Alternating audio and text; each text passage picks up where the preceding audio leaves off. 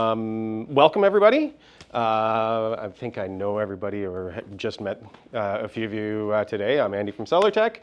Glad you guys could join us. We've got Marco Bertaccini here from AEB, and he's going to be doing an awesome talk on some cider options for keeping ferments nice and clean.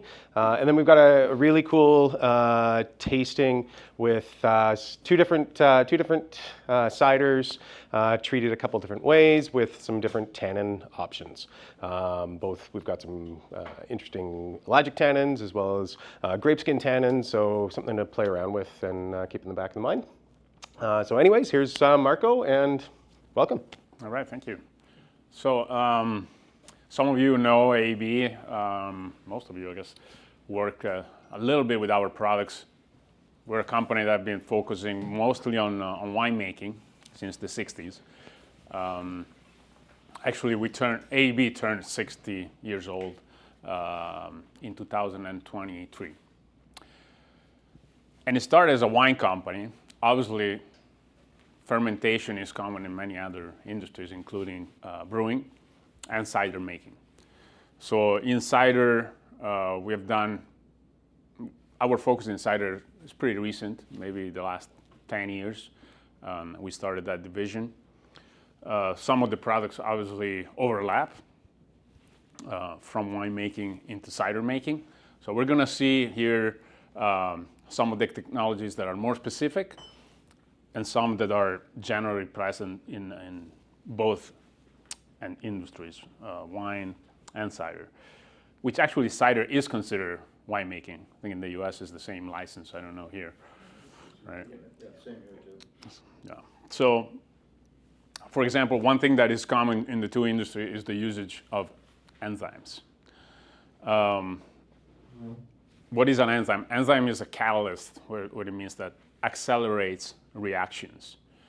Enzymes are also very specific, like a key to a lock. That's the example that you probably got in school if you did a class like that. That's the most common example. Like there is only one key for that particular lock. And so same for enzymes. They're very specific in their reaction. So for example, an oxidation has a specific enzyme. And they're very specific for the substrate. In our case, the first substrate that we want to target is the matrix of the apple.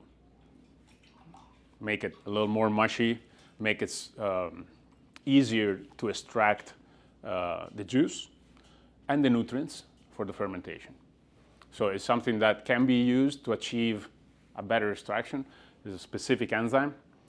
You see, right? Mm-hmm. Yeah. Yep. Maybe better if I stay there.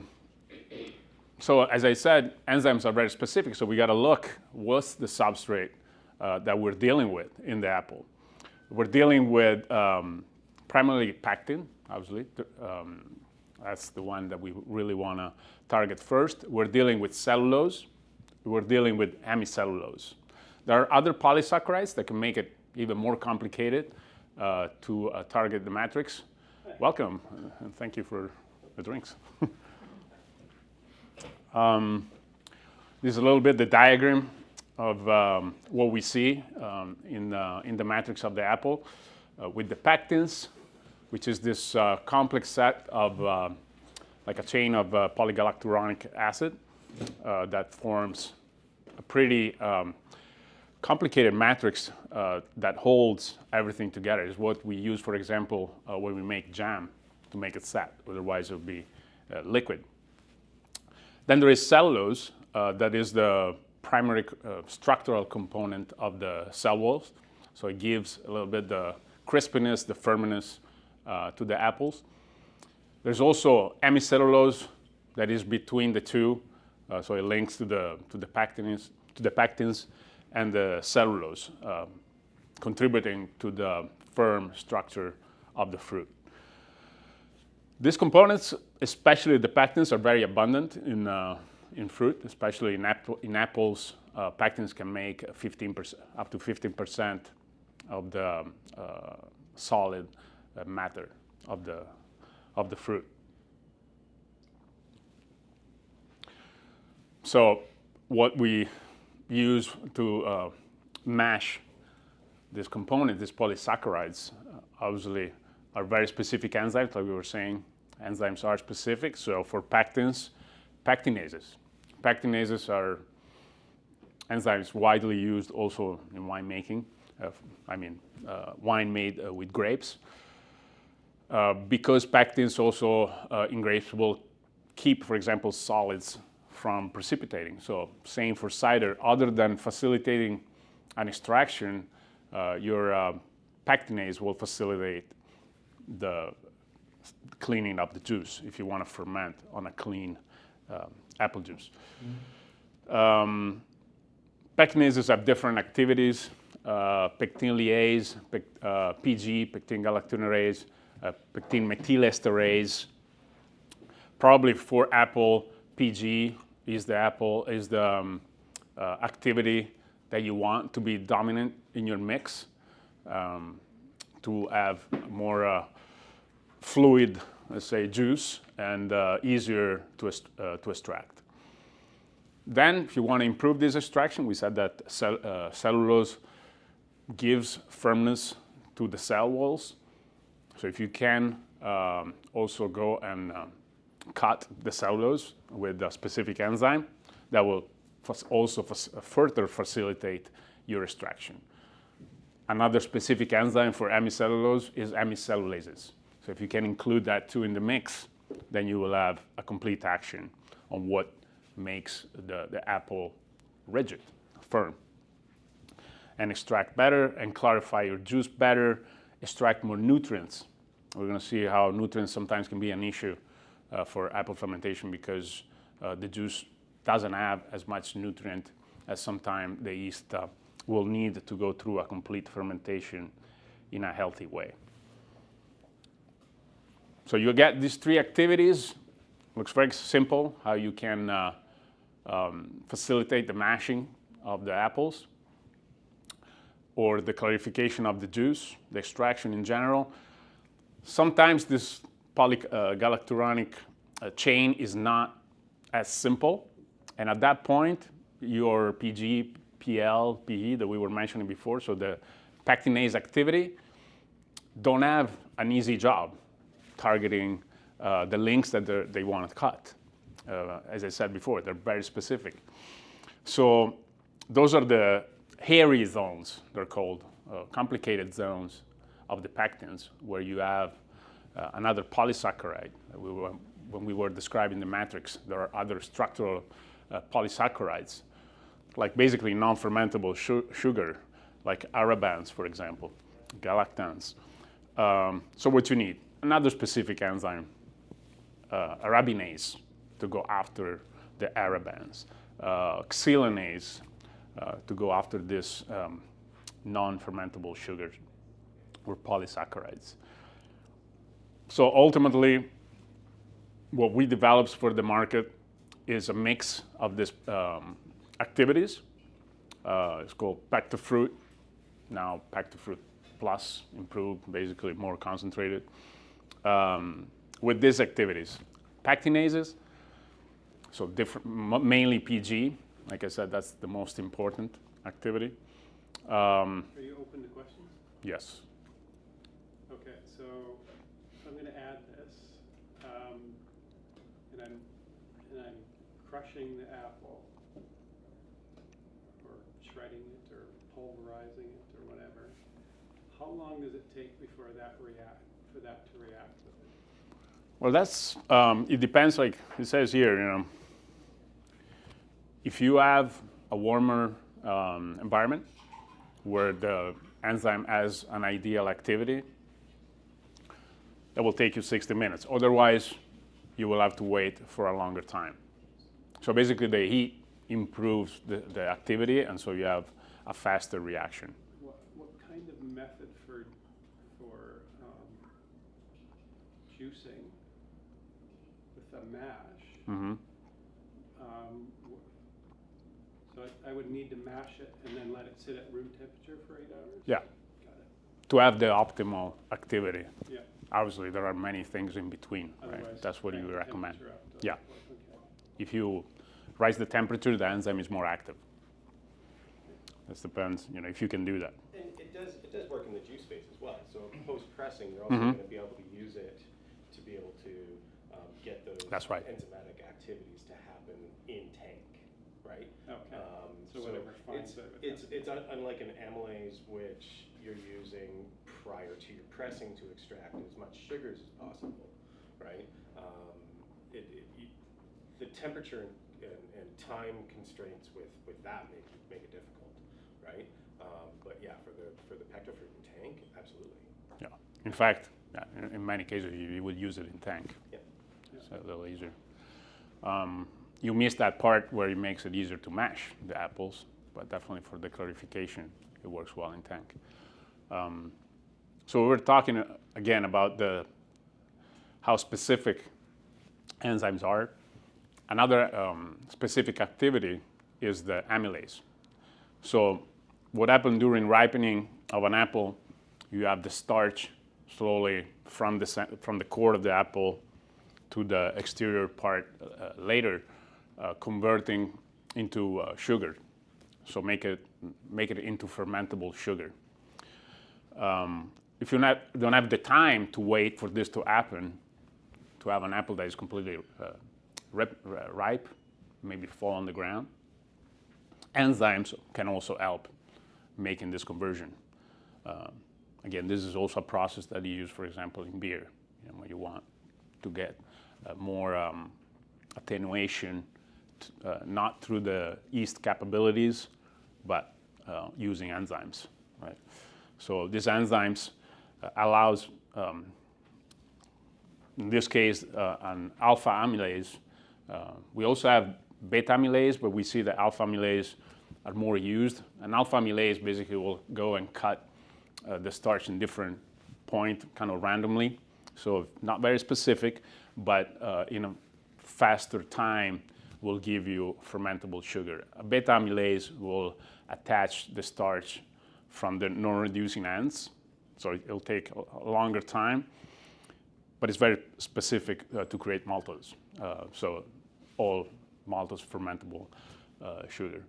But we elected the alpha amylase to be a faster, more practical way to work. And we have this enzyme, the alpha amyl SB1. Another problem that you can have with certain apple are glucans, which make clarification difficult and down the line filtration difficult. So we have glucanase, so another specific activity to break down glucans of different kinds, thermostable or more active, a lower temperature. The one I'm introducing here is actually a practical solution that mixes a few activities, including the alpha amylase that we saw above, together with a beta glucanase. And there is also a protease. It will make your clarification and then filtration down the line a lot easier. Obviously, this is borrowed from the brewing industry, where it can be used for the same purpose, to have less glucans or more extraction. And to kind of further on that, depending on, a lot of you make ciders not just with apple, you're putting in some other fruits. The other fruits can definitely have glucans as well, causing issues when you go to do your filtrations later on.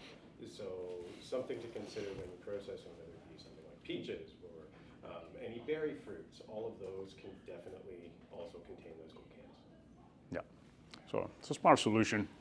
Have a mix of different activities.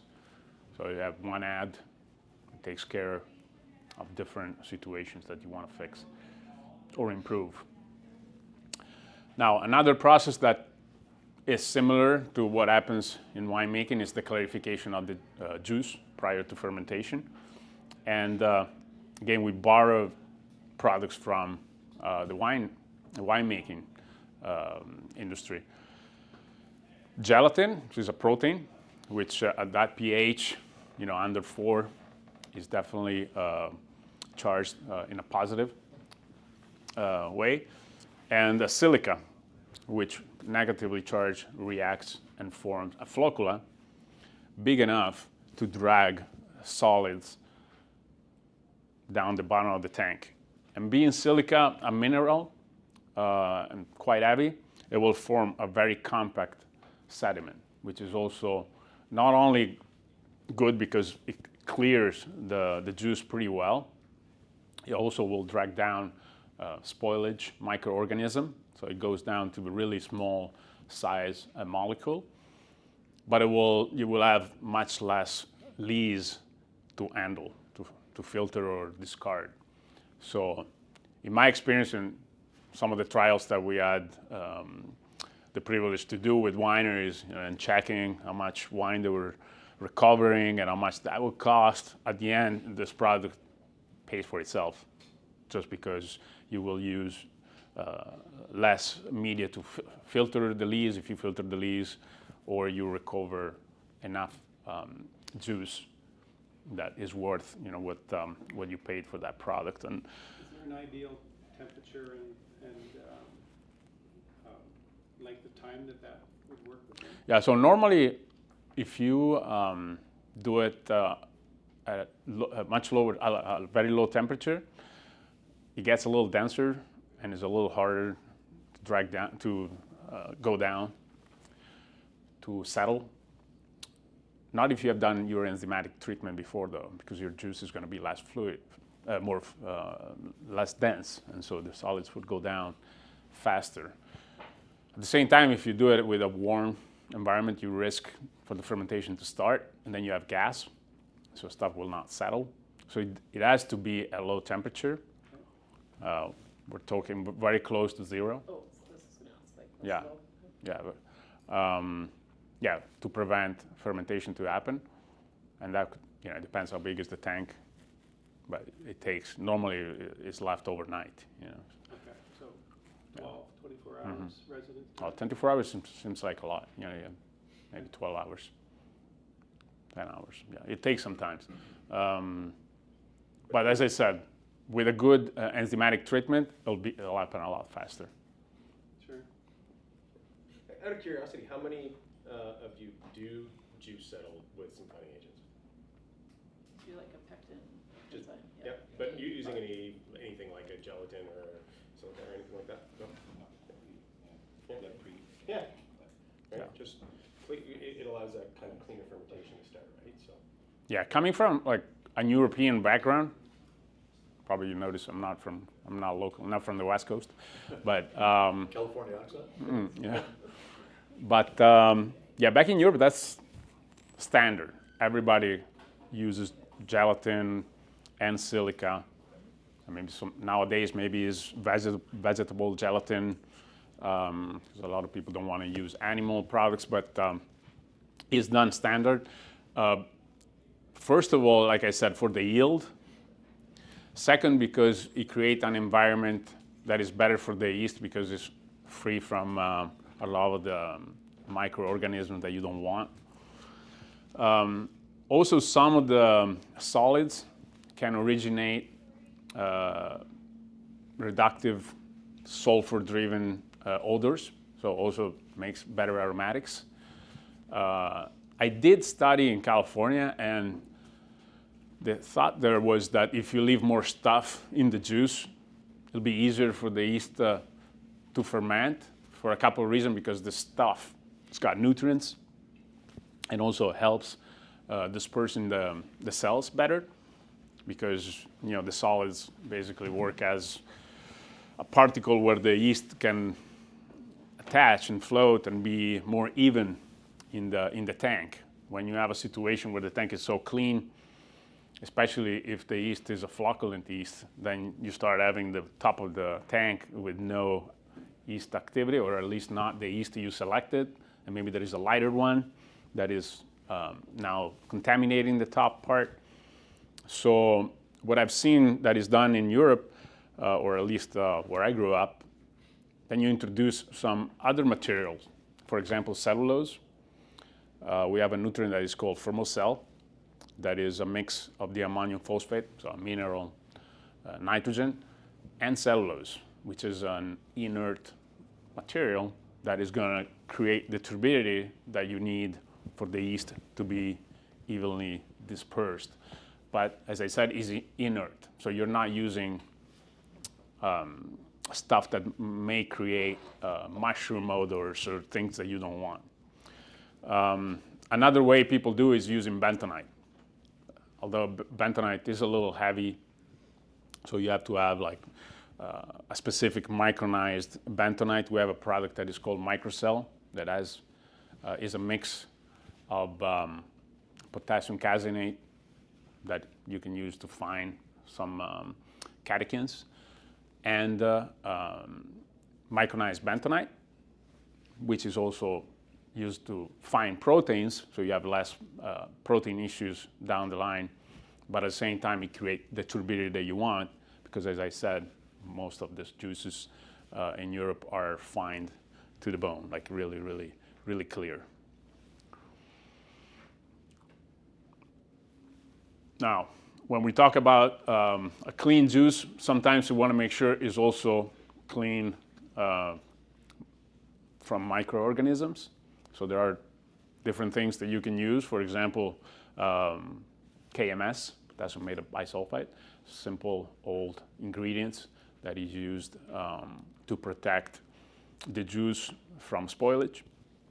Ascorbic acid, which is obviously a very strong antioxidant with the bad reputation of kind of coming back as a strong oxidizer. That's why we introduce gallic tannin, which can neutralize the polyphenol oxidase that might be formed by the ascorbic acid. So it's basically a buffer to avoid that the ascorbic acid comes back as an oxidizer. So it's a very simple product that's about, I think it's 57% potassium metabisulfite and about 5% gallic tannin. Are you adding the ascorbic acid and the gallic tannin at the same time? So this is a mixed product. Oh. So when you add it, it's all at the same time. Obviously, you can decide, oh, maybe I need only 40% KMS and I need 20% tannin. Well, that's a different game. Then you select your pure product. We provide some mixes that we think they'll work and they're easy to use, and you can do one addition and be done with it. Now, another spoilage problem that you can have is from lactobacillus and various lactic bacteria. And a product that has been around for many, many years, but I guess it was never really used for that purpose, is an acid called fumaric acid, which doesn't sound great as a name, but is actually a natural acid extracted from Fumaria officinalis, which is a plant.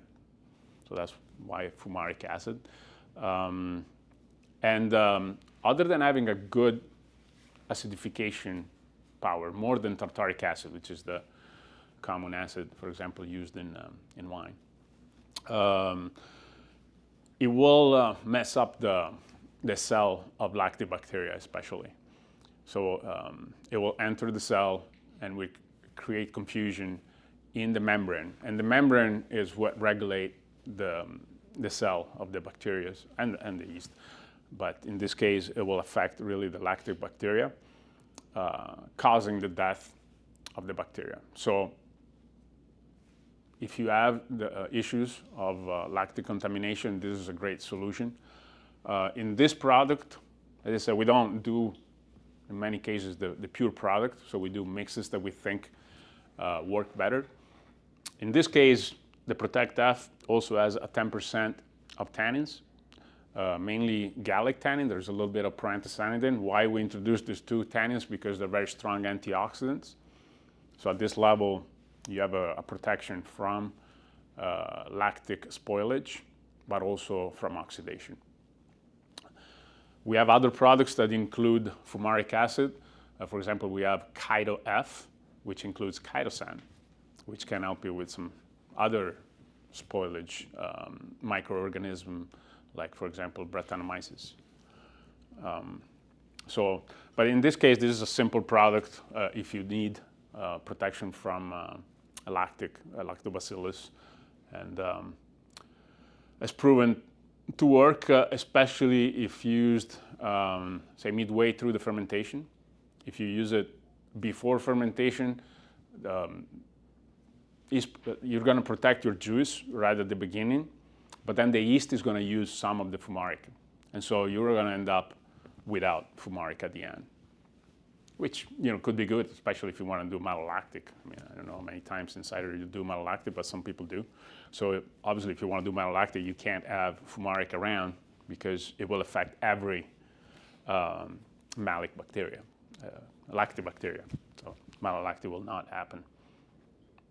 But if you use it before fermentation, right at the beginning, the yeast is like, we'll get used to it and we'll use it. So you'll end up with no fumaric at the end.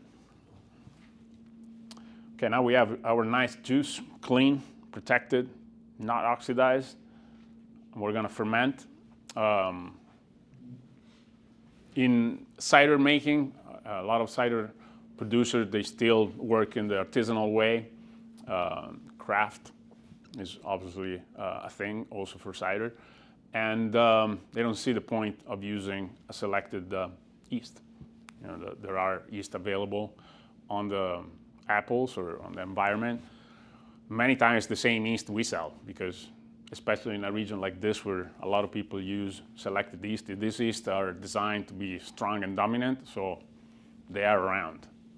If you are in the middle of an island, maybe you'll have some really native yeast, but in many cases the yeast that are around in areas like this are evolutions of commercial yeast that basically colonized the area. But in any case, there'll be multiple yeast, and so they'll definitely give you some kind of complexity if you're lucky that they're not spoilage yeast that are dominating your fermentation, and especially if they're fast, because letting them go by themselves, natural or spontaneous yeast can take a lot longer than a selected yeast. So it also depends the time you have, and if you need to have a process done in a certain time. In many cases, we saw that cider makers don't want any particular flavor given by the yeast, but we know that that's a possibility, to have an yeast that will bring its own contribution to the mix. So it's just a matter of seeing what the consumer prefer, or also, sometimes yeast cannot ferment at high alcohol, a native yeast. So if you elect to create, say, a cider wine with high alcohol, or sometimes just to save space, ferment at high alcohol and later dilute, probably you will need a selected yeast to do that. A commercial yeast that we can supply, that we can guarantee that it can ferment at 15% alcohol, for example. Native yeast is very rare that they can do that. As I said, with the yeast, you can direct a little bit your cider toward certain flavors that the consumer may prefer. You can do that with the yeast, but also we'll see with the nutrient. So the first yeast that I introduce in this presentation is an yeast from our line specifically designed for cider. It's called Thimasil Cider Baianus. Baianus is an old definition for a certain Saccharomyces cerevisiae species, which is no longer classified as Baianus, but we still consider it a different yeast because it doesn't contribute much in flavors. The Baianus is very technological, let's say, yeast, where it's really good at high alcohol, is really good in difficult situations like low nutrients, for example. It's got a good dominance. So if you put it in a situation with a polluted must, it will take the dominance. And it will do it without the need of a lot of support from you, like nutrition, temperature. It can ferment high or cold temperature. It just doesn't bring a lot to the mix, which for a lot of cider makers is actually a good thing. Your apple flavor will be on display, and that's what the yeast will do for you. Then you can get a little more fancy and go with the Ciders cider, which will bring actually a component primarily driven by ethyl octanoate, which is like a fruity English candy flavor, but it will mix in with your apple flavor. So if you do have a good apple juice from certain varieties that are more apple driven in the flavors, this will complement with a little more complexity. Both these yeasts that I presented obviously are selected to produce very low VA, very low H2S, which can be a problem in cider.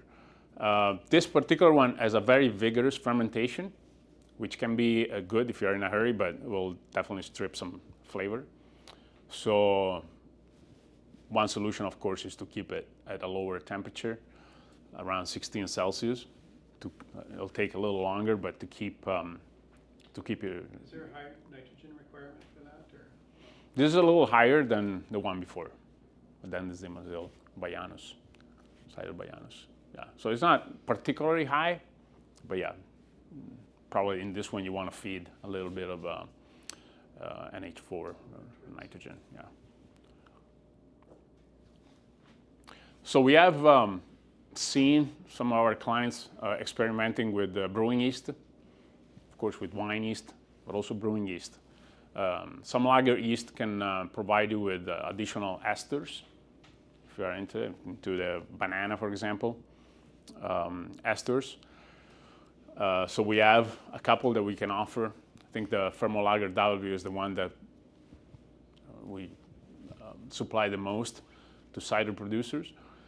Obviously on this, you gotta take in consideration that you need to ferment at low temperature and for a little longer time. Depends, how high the alcohol is, but you can get up to 2 weeks, the fermentation process with an yeast like this.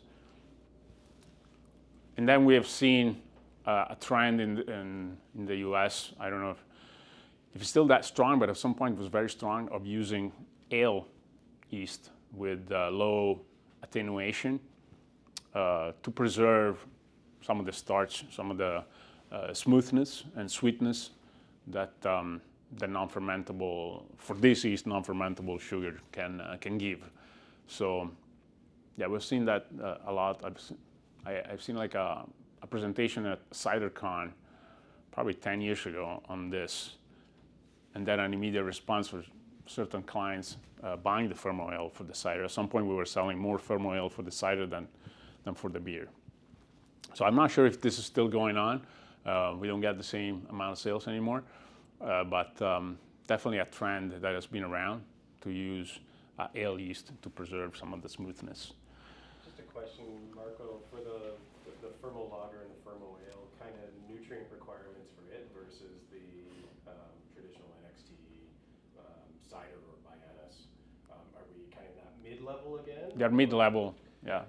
Okay. Yeah, the only one that I would say never needs help is the Baianos. The others, it depends. If you can feed some nutrient, it will make your fermentation a lot easier and better. Because, again, talking about the difference between grape wine and apple cider is your yeast available nitrogen normally in apple juice is quite lower. So obviously, if you want to ferment at a higher alcohol, if you ferment at 5-6%, most of the time it's not a big deal. But you do know that your YAN is going to be lower in apple juice, so you might want to complement with some mineral nitrogen or free amino acid nitrogen, FAN, which also the composition of the amino acid in apples is different. So we do have, again, a mix of a product that is a mix between mineral nitrogen, so the ammonium phosphate, and amino acidic nitrogen. So this product that we have been calling Thermoplast Integrator for the last 20 years now is going to be Thermoplast Integrator 20KD 2.0, which is a very long name, but I guess they didn't want to change the first part. But the second part, other than the 2.0, which I guess indicates an improvement from a previous version, 20KD stands for 20 kilodalton, which is the specific size of the yeast extract that we include in that product that makes it easier for the yeast to assimilate. So the products that were in the market before were generic yeast extracts. And now companies like us will get a little more sophisticated on the kind of yeast extract that you get. And we noticed that, well, I mean, we know that a lower size yeast extract is easier to be handled by the yeast, and they can actually use that amino acid in a faster way.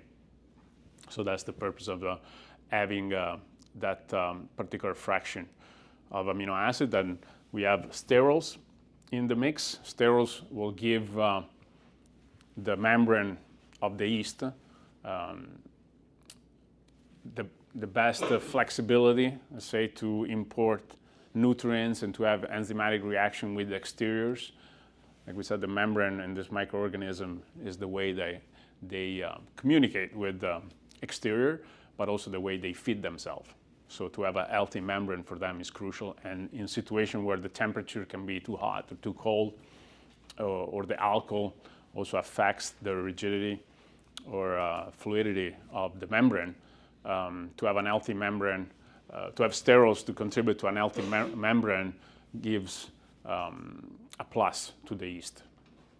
Plus means that the yeast is going to ferment better, faster, and without stress. When the yeast is stressed is when it starts dying and producing bad aromatics, and especially signals to the other yeast that the situation is not good, and everything goes a little bit calmer, and then you get a sluggish fermentation. So the yeast is not really dead, but it doesn't feel comfortable, and so it lowers its activity. Also, it's not developing biomass, and so you have a much slower fermentation. At that point, you can have another microorganism that maybe is more comfortable in that environment taking over and creating DA or things that you don't want, like a stock fermentation. And then the vitamins that normally are B vitamins of different kinds, for example, thiamine, but also pyridoxine. I mean, thiamine is really good for many things. In the lag phase, it will accelerate the start of the fermentation. It's also a cofactor in the alcoholic fermentation for the reaction that goes from an aldehyde to an alcohol. But then you have, for example, pyridoxine that is used for transaminases to form amino acids from mineral nitrogen, or also to form aromatics from amino acids. So different vitamins of the B kind normally. The dosage obviously depends how much yan you have in the mix. And if you can add this in a couple of stages instead of all at once, even better. One thing that we were always told years ago was, well, these mixes I don't like. I want to buy DAP from the DAP supplier, and from you I want the yeast extract, the good part. So for that, we developed a product that is called Thermoplast DAP-free, which is basically amino acids from yeast extract and no DAP. Over the years, we saw that people using just Thermoplast DAP-free were getting more aromatics. And we did a lot of investigation on the reason why, and basically saw that the yeast, when they have excessive amino acid, they can produce more esters, more aromatics. This is true also, like we were talking before about that product, Microcell, where you have potassium caseinate.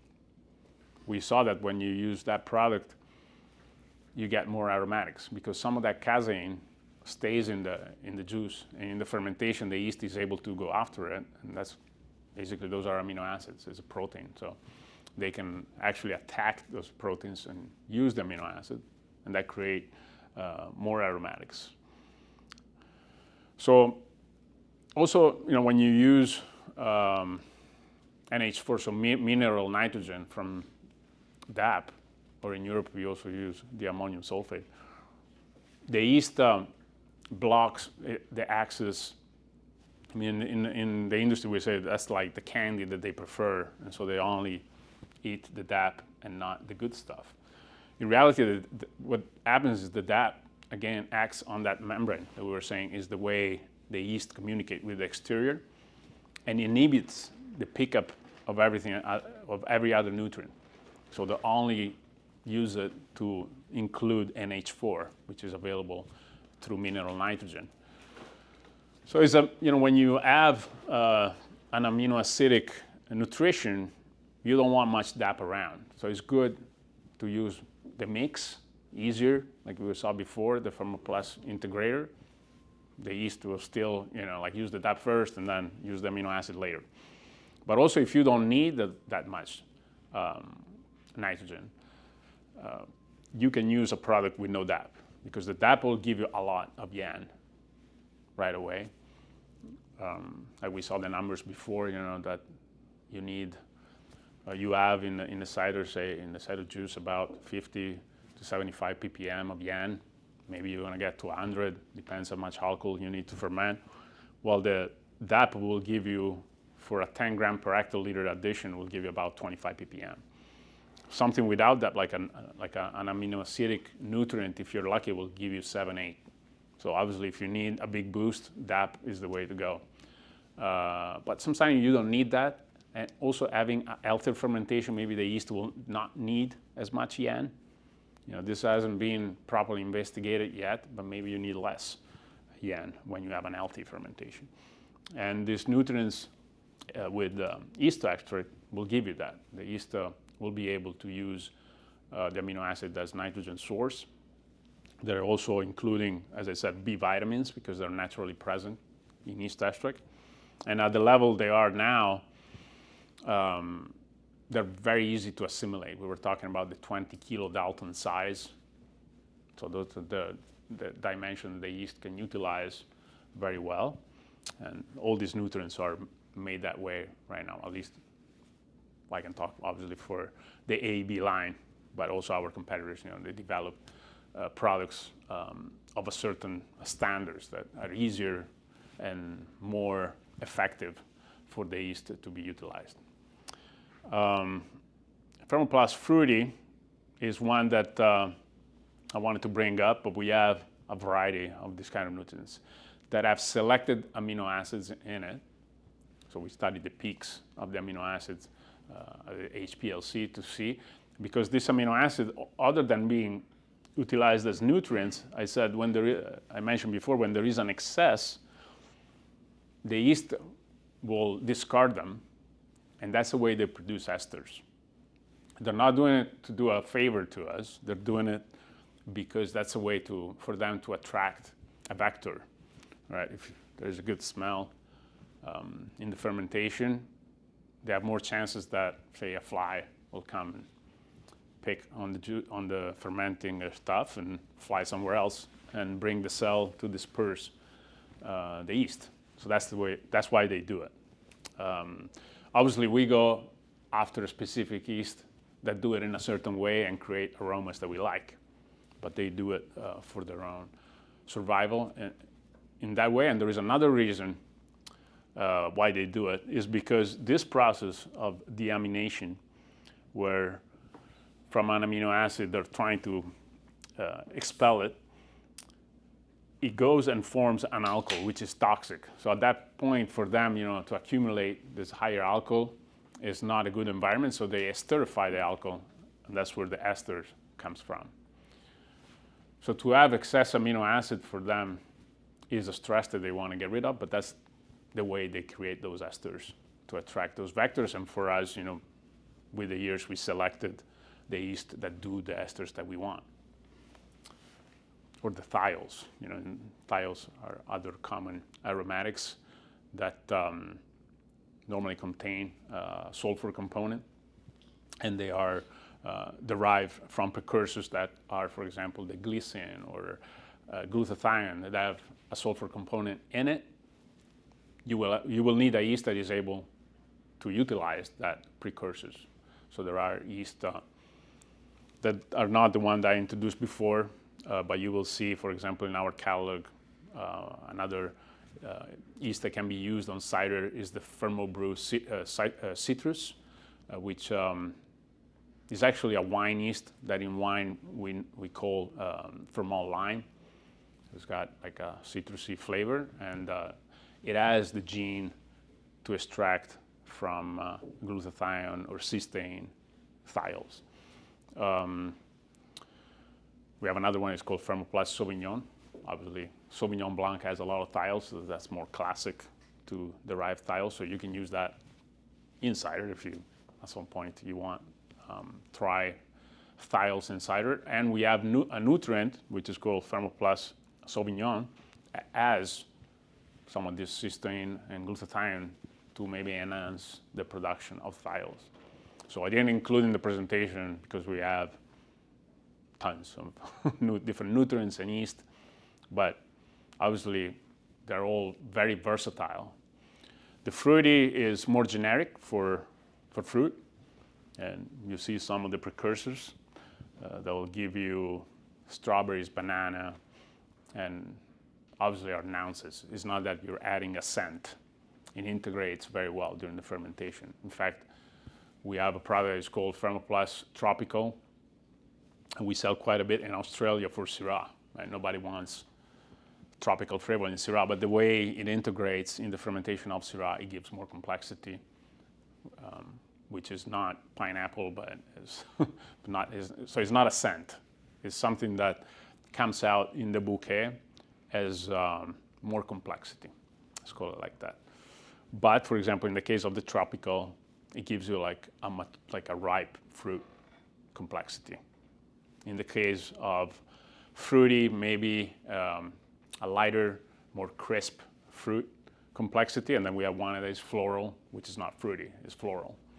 So different kinds, but not scents. And also, the name is obviously to give a direction to the product, but we call it like that. It's not an extraction of tropical fruits. It's just precursors of aromatics. And then to introduce the tasting that we're having, adding tannins to cider. So tannins, I've been working with this company for 22 years now. And when I first joined, there were very few tannins in the market. And nowadays, for us, is a huge chunk of the business, and I guess also for our competitors, especially obviously in winemaking. We sell a little bit in beer and in cider, but obviously in wine is a big part of the technology that is used during the process. In the fermentation or right at the juice, they combine proteins. So they're called sacrificial tannins because when they bind to proteins, they just disperse and they're not available. But they'll save the phenolics that are natural from the juice from disappearing. So you have your natural tannins from the fruit, from the apple in this case, staying in solution. And of course, like we saw before in the Protect F with the gallic and the parenthocyanidinic, they're very strong antioxidant, so they can really help you to keep your cider or your juice from oxidizing. They're also antiseptic. That's why they are in the plants. Again, the plants don't do it for us, but they do it so that they can protect the fruit until it's ready to go, until it's ripe. So obviously, when the fruit is not ripe, it's going to have very aggressive tannins. So it's not interesting to the birds or other animals that might want to attack it. Then when it's ready to go, maybe less of these tannins. So they're antiseptic, and if we have a certain amount of tannin in the mix, it will protect from microbes or microorganisms. And of course, one of the main reasons why these products are used is because they provide a good structure. So if you want your cider to be more rustic, maybe it's coming from culinary or not really strong, not gravestone apples, you can use some tannins to make it a little more interesting from that point of view. Tannins, they come from 3 different families that we can identify. The gallic tannin, the ellagic tannin, and the proanthocyanidinic tannins. We use gallic tannin, which are derived from certain gallnuts, mostly or exclusively as antioxidants. Obviously, they provide. Huh? Is that a tree, a gallnut tree? They're some kind of a oak, but gallnut is the fruit. Gallnuts is the fruit. Yeah, it's not a nut. Like, it's not allergenic. It's not considered an allergenic. So they're a little bit astringent, but really what it brings is a very strong antioxidant power. So what normally is used at the beginning in the juice to protect from oxidation. An oak tree. That is an oak, and is the nuts they form. Then the ellagic. The ellagic are also good antioxidant. Actually, we did this. This is the complete line. So basically, these are extracted from oak staves. So depending which kind of oak we use, it can be American oak, French oak, different toasting levels, different blends will give different flavors. So these tannins for us have always been flavoring tannins. Now we have seen a study that was done recently at the University of Torino, I think it was, yes. This is actually our head of R&D, Carlo Montanini, just to show you where eventually you can find this stuff. But we never thought these tannins were really good as antioxidants because they come from, ellagic itself is a good antioxidant, but these tannins are all toasted, and toasting is a very heavy oxidation process. But apparently they preserve some of their antioxidant power, so there you go. Is also good for your juice or your cider at the end to be protected from oxidation. But really what it does, it'll bring a component of oak, which in cider can be interesting to create a different product.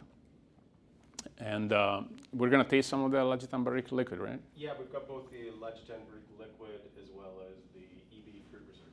Okay. So normally what the Barrique liquid would bring is your classical vanilla-driven oak component, a little bit of structure, of course, a little bit of more golden color. It depends how much you add, but it's basically the impact that you get when you put your cider in a barrel. Obviously, you're going to get some of the color on the barrel. The fruit reserve is a little less noticeable. Actually, we can see here. This is the line we have. So you see that the fruit reserve is a little less noticeable to me, especially in the vanilla. See, the vanilla is big in the Barrique. Not as much in the fruit reserve, which we consider more a product that lifts the natural fruit. So I think it's ideal for cider, in that case. Then we have the XO is more like, it's called XO with the name of the cognac, right? So it gives that. I'm sorry, I missed a cog here. This is as a result of using the Atlantic tannins. You can. Yeah, so basically these tannins are extracted from oak, right? So they carry, and the way they are extracted, they come liquid. They never see the spray dry. So the spray dry is it kills a lot of the aromatics. So they preserve a lot of the original aromatics of the oak. So you're bringing a component that honestly is allowed in the beverage industry to bring stability, because as we said, they combine proteins. So that was the original reason why tannins were legal in winemaking or cider making as a stabilizer. They have a very good antioxidant power. They're not supposedly to bring much of this flavor, but they do, because they're extracted from oak in a way that the flavors is not dispersed. So nowadays, they're used to bring structure. But now we saw as an antioxidant, they still work, but mostly to bring a little bit of complexity in terms of flavor. So we'll see. We'll see when we taste what they can bring. Sounds like cheating a little bit, but you got to be able to use them, because if you use too little, too much, they're expensive. So you still need a technician able to use it to do a good job. And normally the best way is to do, obviously, a tasting, not to add it just because in the book it says add 15 gram hectoliter. That's what I'm going to do. Taste it before, maybe even like a week before, because it takes a little bit to integrate. And then also it takes a little bit to, even if it looks like very well homogenized in your tank, to really integrate and not be trapped in a filter. If you do filter at the end, it takes a couple of weeks. At what point would we use this in the cycle? During the fermentation? So the best Post? is always during fermentation. But very rarely people will do that because they don't have a recipe of fermentation to create that particular cider with that particular amount of oak. So it's something that sometimes is done right before bottling when you decide a style. Okay. And maybe you don't have the barrel, or you don't want to use a barrel. And so you can do it in the lab. You do your tasting, you do your blend, you order the product. The product is not available. It's like, damn. In a way, this is a shortcut from aging it in oak, I guess. It is, or to complement. Or, say your oak is old, didn't give the flavor enough. But yeah, it's a little bit of a shortcut. It is. Even if we do have a few clients that use it, like from the very beginning in a recipe, especially, for example, I have a client that does it in Chardonnay and it ferments on this. So it's very well integrated all the way to the end. It just takes longer to figure the recipe out, I think, right? More experimentation.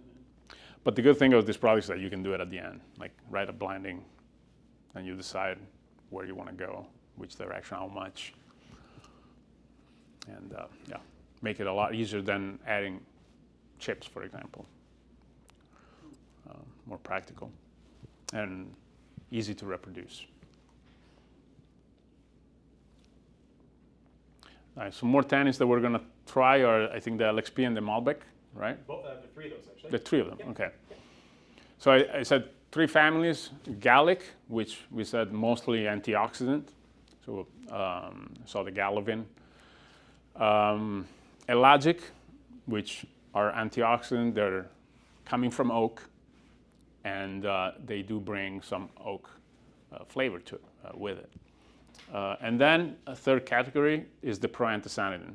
Proanthocyanidins are also, all tannins are antioxidants, so they're also decent antioxidant, not as powerful as the other two. Even if these guys, normally what they can do is reverse an oxidation that already happened. So if you have, say, aldehydes in your cider, a little bit of proanthocyanidin can bind those aldehydes and take them out of the media. They're very different among themselves, especially the protanol LXP. Protanol LXP comes from what we call exotic wood, because it's not grape-based, but is from lemon. So it does bring a little bit of that lemon scent, but again, it's just a proanthocyanidin tannin, so with those properties. So we'll give you a little bit of antioxidation, and especially proanthocyanidins are really good in providing structure. Sometimes too much structure, but the good part is that you don't need much of it, because if you if you use a lot, then you will need to age the cider to smooth out this massive structure that they bring along. So a few grams go a long way, and this LXP that we're going to try, so you judge for yourself, brings a lot of crispiness. Again, it's not a lemon scent. Actually, it doesn't come from the lemon fruit, but it comes from the lemon tree and brings a little bit of that freshness. The Protain raisin, which in French, actually raisin is the grape.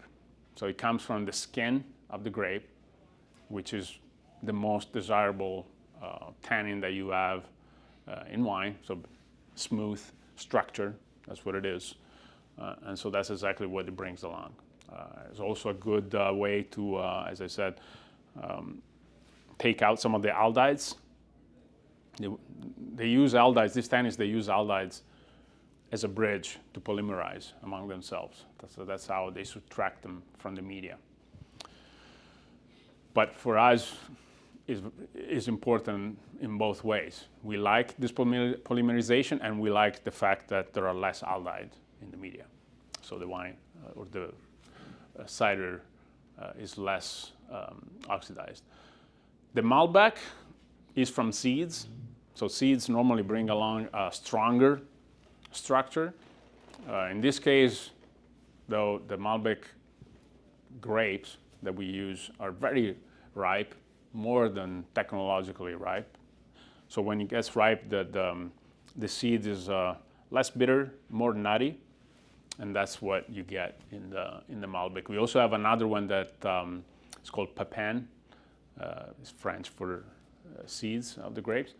And that's more like old wort.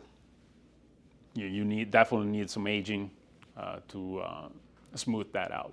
This is a seed tannin, brings a lot of structure, but is already smooth.